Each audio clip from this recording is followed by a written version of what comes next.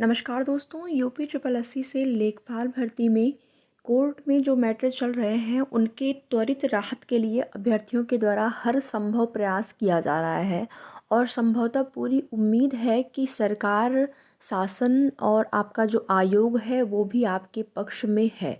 लेकिन मैटर जो कोर्ट में है वो पहले निस्तारित होना ज़रूरी है, उसके बाद ही आपको नियुक्ति पत्र के लिए नई डेट मिलेगी।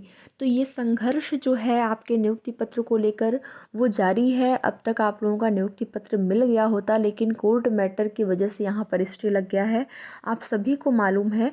तो यहाँ पर अभ्यर्थियों का सबसे बड़ा सवाल ये हो रहा है कि किन किन प्रश्नों पर विवाद है। जो यहाँ पर विवादित प्रश्न है वो कौन कौन से प्रश्न है उसके बारे में बताया जाए। और उसके बाद अभ्यर्थियों के मन में ये भी सवाल है कि अगर याचियों की जीत होती है इन प्रश्नों को लेकर तो क्या इसमें बदलाव होगा, और यदि बदलाव होगा तो पूरे रिज़ल्ट पर बदलाव होगा। तो आप सभी को बता दें कि इसकी संभावना बहुत कम है कि यहाँ पर याचियों की जीत होगी। संभवतः जो चयनित अभ्यर्थी हैं जीत उन्हीं की होनी चाहिए, क्योंकि उनकी भर्ती प्रक्रिया बिल्कुल अंतिम चरण में सारे कार्य हो चुके थे।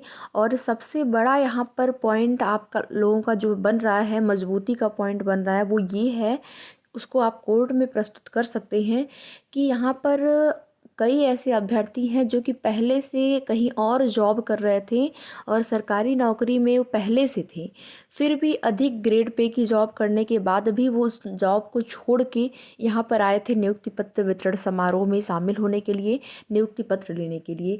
सबसे बड़ा आप लोगों के पास अगर देखा जाए तो मजबूत पैरवी करने के लिए यही एक ऑप्शन है। वैसे तमाम तरह के चीज़ें हैं जिसको कि आप रख सकते हैं, लेकिन जो अभ्यर्थी ज़्यादा या फिर कहें कि अधिक ग्रेड पे की जॉब छोड़ छोड़ के आए थे, उन लोगों को एक बड़ा धक्का लगा है, सभी को धक्का लगा है जो चयनित अभ्यर्थी हैं। तो आप सभी को बता दें, 1 तारीख को जो मामला लगा हुआ है, 1 मार्च को अभ्यर्थियों का कहना है कि अगर वो मामला निस्तारित हो जाता है तो क्या फिर यहाँ पर नियुक्ति पत्र वितरण आपको देखने को मिलेगा, नियुक्ति दी जाएगी। तो आप सभी को बता दें कि जो भी मामले अभी तक आपके हैं, जो प्रश्नों संबंधित विवादित प्रश्नों को लेकर, उन सभी को निस्तारित होना ज़रूरी है। लेकिन 1 तारीख को पूरी उम्मीद है कि मामले को लिस्टेड करवाया जा रहा है, करवाया गया है, तो निश्चित ही इस पर सुनवाई होनी चाहिए। तो अब आते हैं उन प्रश्नों पर जिन प्रश्नों पर विवाद है, कौन कौन से प्रश्न उसमें हैं, आप सभी को बता दें। तो लोअर कोर्ट में आपकी कई रिट जो है वो पेंडिंग पड़ी हुई हैं, और सुप्रीम कोर्ट के द्वारा ये बताया गया था कि जो कई रिट जो हैं वो लोअर कोर्ट में पेंडिंग है, वो निस्तारित होंगी, उसके बाद ही आप लोगों की जॉइनिंग होगी। इसके लिए आपकी भर्ती पर स्टे लग गया है। तो इसमें लगभग जो है 17 के आसपास रिट हैं जो कि पेंडिंग है, जिसमें कि प्रश्नों की बात करें तो एक आपका सोलर पंप वाला प्रश्न हो गया, जिसपे कि 1 मार्च को आपकी सुनवाई होने वाली है।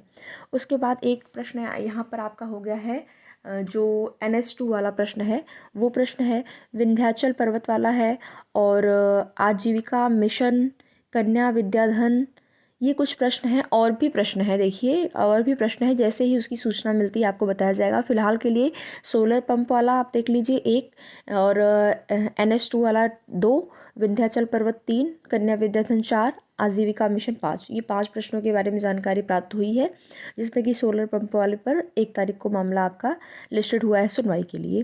तो देखिए यहाँ पर त्वरित राहत के लिए इस मैटर पर हाई कोर्ट में जो प्रक्रिया है वो शुरू हो गई है, और इसके लिए आइए फाइल किया जा रहा है माननीय आयोग के वकील द्वारा। 22 तारीख को जो है लिस्टिंग एप्लीकेशन लगा दी गई है। 22 तारीख को जो लिस्टिंग एप्लीकेशन लगाया गया है उसकी वीडियो आप इस वीडियो के पहले एक वीडियो के माध्यम से उसकी सूचना आपको दी गई थी। 22 तारीख को जो लिस्टिंग एप्लीकेशन लगा दिया गया है, और जिसके बाद जो है 1 तारीख को आपको सुनवाई की डेट देखने को मिल सकती है। तो यहाँ पर माननीय आयोग के द्वारा 22 तारीख के लिए जो है लिस्टिंग एप्लीकेशन लगा दी गई है। और जो प्रश्न आपका है सोलर वाला प्रश्न, उस प्रश्न में, जिसमें कि 8 मार्च को आपकी सुनवाई हो सकती है। और इन जो भी कोर्ट केस है उसमें पार्टी बनने का कार्य भी अभ्यर्थियों ने शुरू कर दिया है। उनका ये कहना है कि अगर पार्टी बनेंगे तो अपने पक्ष को हम अपने तरीके से रखेंगे, अपने वकील को हायर करा के, क्योंकि आयोग जो है जो भी पक्ष रखेगा वो उस प्रश्नों को देखते हुए रखेगा कि उस प्रश्न में क्या है, जो प्रश्न है उसको लेकर आयोग प्रश्न में क्या गलती है और उस चीज़ को लेकर आयोग अपना पक्ष रखेगा। लेकिन जो अभ्यर्थी इस भर्ती से जुड़े हुए हैं उनका फाइनल सिलेक्शन हो गया है, फाइनल रूप से उनका रिजल्ट में नाम आ गया है, सारी प्रक्रिया पूरी हो गई हैं, तो उन अभ्यर्थियों के द्वारा भी पार्टी बना जा रहा है ताकि अपना पक्ष वो मजबूती से रख सकें। और त्वरित राहत के लिए सुप्रीम कोर्ट भी जाने के लिए अभ्यर्थी जो तैयार हैं कि सुप्रीम कोर्ट में भी चला जाए, और कई ऐसे उनके पास चीज़ें हैं जो वो उनके समक्ष रखेंगे जिससे कि उनका जो मामला है वो त्वरित गति से सुना जाएगा और त्वरित गति से उसका निस्तारण होगा।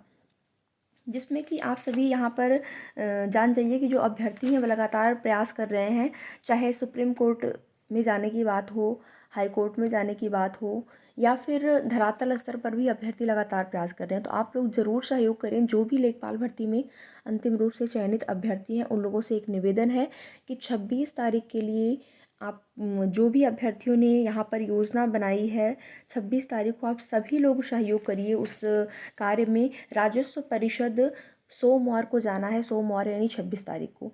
अधिक से अधिक संख्या में पहुँचें, कोई न कोई अच्छा वहाँ पर आपको न्यूज़ देखने को मिल सकती है। आपको एकजुट होने की ज़रूरत है। अभी देखेंगे अभ्यर्थी जो है उत्तर प्रदेश अध्यक्ष राम मूर्ति यादव से भी मिले थे, तो आश्वासन तो मिला है लेकिन मात्र आश्वासन से यहाँ पर कार्य नहीं होगा, क्योंकि भर्ती अंतिम चरण में जाके रुकी है। ऐसा होता है कि भर्ती बीच में रुक गई होती तो चलिए अलग बात है, अभ्यर्थी अपना किसी अन्य एग्ज़ाम की तैयारी भी कर सकते थे और प्रयास भी कर सकते थे। लेकिन अंतिम चरण में आके भर्ती कई ऐसे अभ्यर्थी जो कि 4200 ग्रेड पे की जॉब छोड़ के आए हैं इस जॉब के लिए। अभी देखेंगे बिहार शिक्षक भर्ती में कई अभ्यर्थियों का हो गया था, वो छोड़ के आए हैं क्योंकि अदर स्टेट की बात है। जैसे यूपी का है तो अदर स्टेट में बहुत लोग नहीं करना चाहते हैं, लेकिन ये था कि बेरोज़गारी है और एक जॉब लेना है तो चलो हो गया तो ले लीजिए पहले। तो वही हाल है कि ज़्यादा ग्रेड पे की जॉब जो है अभ्यर्थी छोड़ के आ रहे हैं, तो उसके लिए अभ्यर्थियों के लिए कुछ करना ही चाहिए। और योगदान आख्या ले लिया गया था अभ्यर्थियों से, कई जगह पर योगदान आख्या भी ले लिया गया था। आईडी कार्ड रिलीज़ भी कर दिए गए थे। नियमावली 2006 के अनुसार आख्या को जो है ज्वाइनिंग माना जाता है। तो कई अभ्यर्थी अपनी जो अधिक ग्रेड पे की जॉब को छोड़ कर आए हैं। सबसे बड़ी बात यही है सुप्रीम कोर्ट में रखने के लिए, जिससे कि आपका मामला जो है वो मजबूत होगा। मजबूत पैरवी के लिए ज़रूरी है। हाई कोर्ट में अभ्यर्थियों द्वारा आईए एप्लीकेशन फाइल कर दी गई है, तो आप सभी लोग सहयोग करें यहाँ पर। वरना देखिए यहाँ पर चुनाव की आचार संहिता में अगर भर्ती फंस जाएगी तो बहुत ही समस्या हो जाएगी, और वो समस्या ना हो इसके लिए सभी लोग एकजुट होकर 26 तारीख को राजस्व परिषद ग्राउंड स्तर पर भी प्रयास करना है। हर तरीके से प्रयास करना है, हर वो तरीके का इस्तेमाल करना है जिससे कि भर्ती प्रक्रिया पूरी हो, ज्वाइनिंग की नई डेट देखने को मिले। और जिस प्रकार से त्वरित सुनवाई के लिए आप आयोग के द्वारा जो है डेट लगवाई गई है 1 तारीख की, उससे लगता है कि मामला निस्तारित हो सकता है और चुनाव की आचार संहिता लगने से पहले पहले आपको नियुक्ति पत्र मिल सकती है। लेकिन उसके लिए आपको भी एकजुट होकर आगे आना ही पड़ेगा। ठीक है, तो सभी लोग सहयोग करें। बाकी आगे की जो भी अपडेट होगी आप सभी को उसकी जानकारी दी जाएगी। वीडियो में लास्ट तक बने रहने के लिए आप सभी का बहुत बहुत धन्यवाद।